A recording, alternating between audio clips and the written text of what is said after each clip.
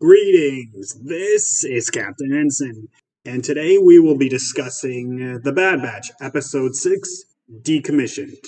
With me today is CJ Rawl standing by. Luke Warren standing by. So first up, the plot summary.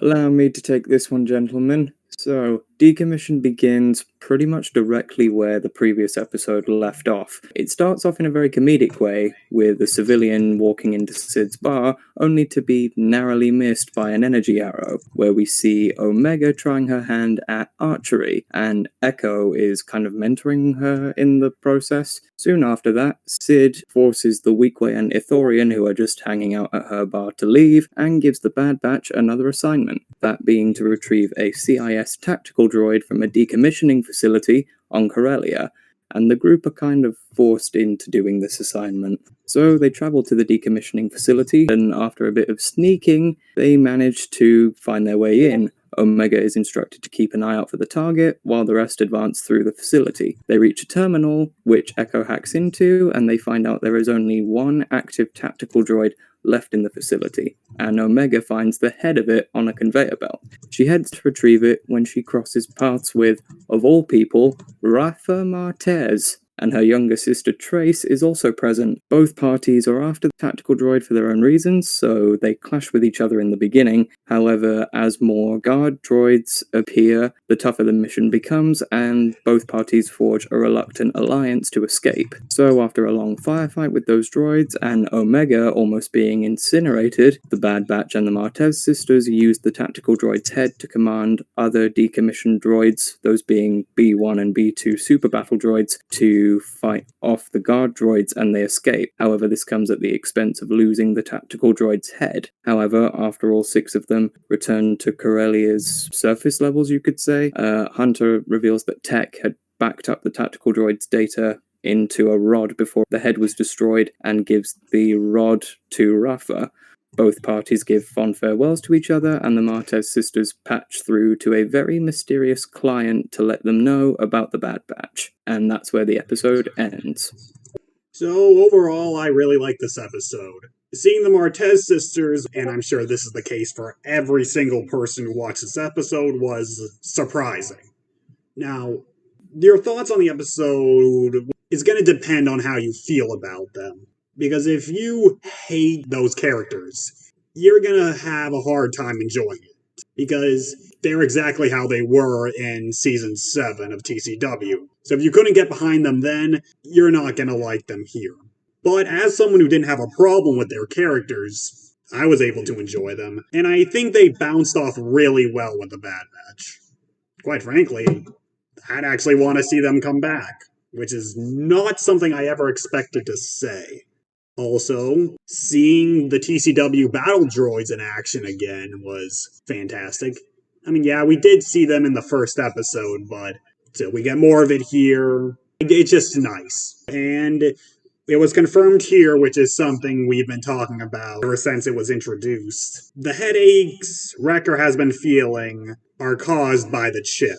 So we'll see where that leads. My thoughts on this episode, I really like this one, and I gotta say, the Return of the Martez sisters really caught me off guard, because in the episode summary, it mentioned about a smuggler, and then to the coordinates of where they were going to, which was Corellia, really was making me think they were going to introduce Han Solo in this episode, which would have been cool too, honestly.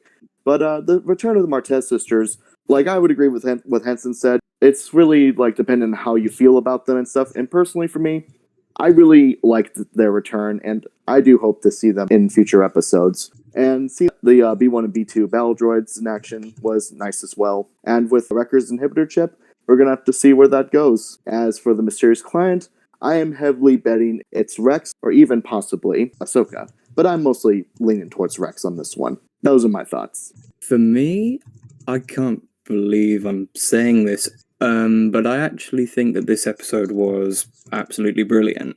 In fact, I would probably say it's the best episode that the Bad Batch has done so far, or at least maybe in the top 3. The Martez sisters coming back, I did not expect whatsoever.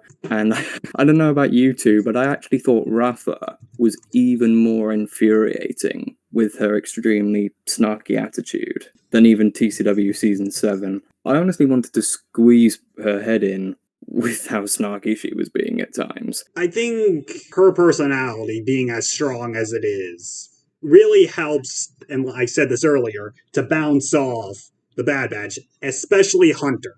Because Hunter is serious, not too serious, but he definitely wants to take the situation seriously. And you have this woman who keeps making things difficult.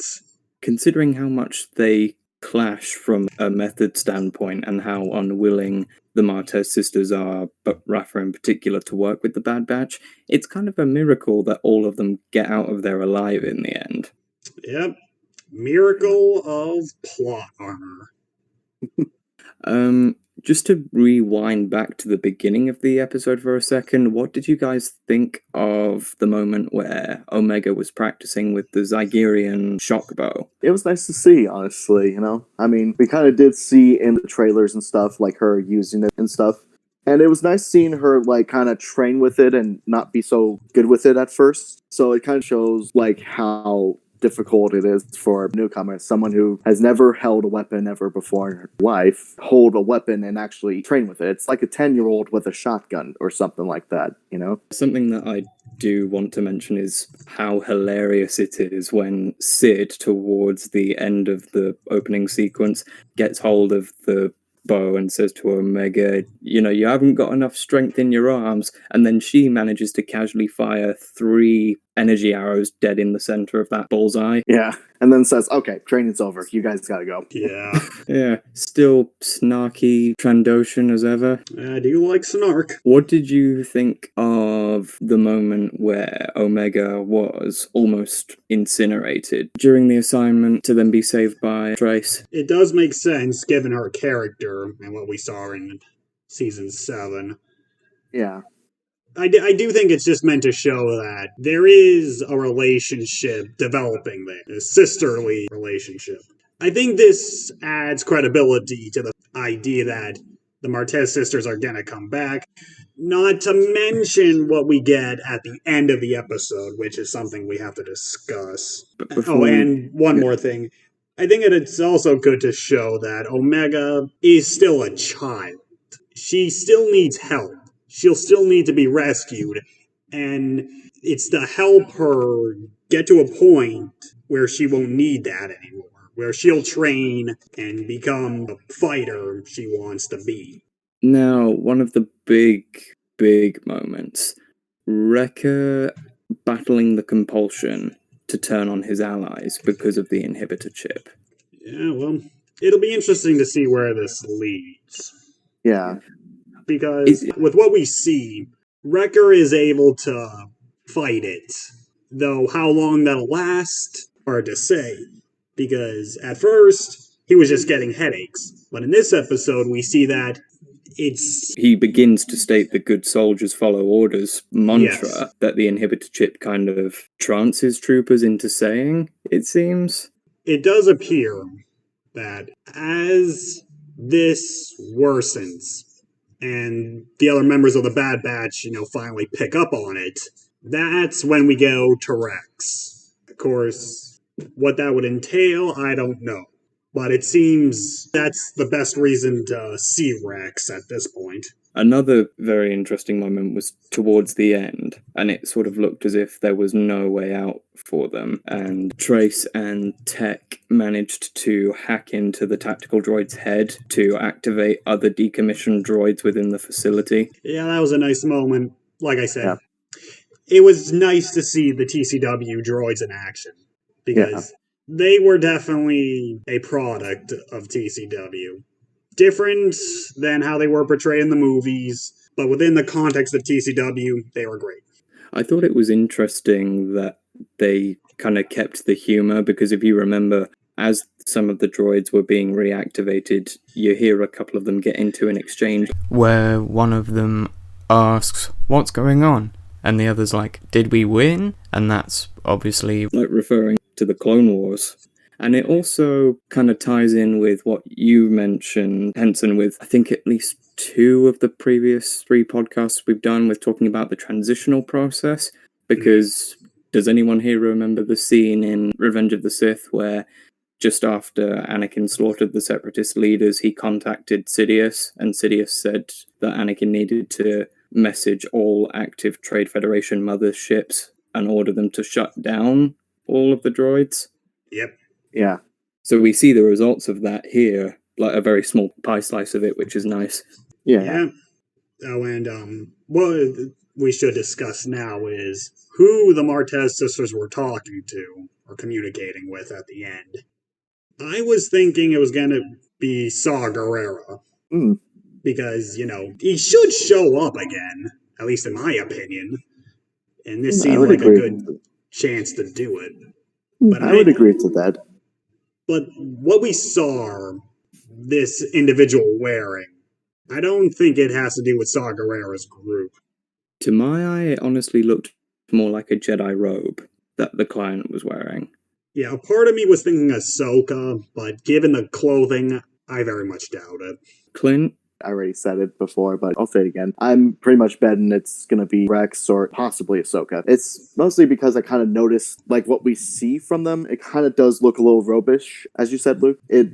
So that kind of leads to my guess, like, maybe it's Ahsoka, but personally for me, I'm kind of more leaning towards it being Rex, but who knows, we're going to have to find out, I guess. My guess is that, admittedly, I'm on the stance that it's a Jedi that the Martez sisters were contacting, and admittedly, I'm only going off of the robe, or at least what it looked to be one, but that's honestly what it looked like to me, and I think, as you said, Clint, if it is a Jedi, I think Ahsoka is the most likely candidate, because she's the only Jedi who the Martez sisters trust at this point. Yeah, this is going to be really interesting to find out, because honestly, I don't have any concrete idea of who it could be, because the obvious would be Ahsoka, but the outfit just doesn't fit. I mean, granted, they could have given her a new outfit, but yeah, we'll just have to see. Or if it is Ahsoka, she could be wearing the robe for identity protection reasons.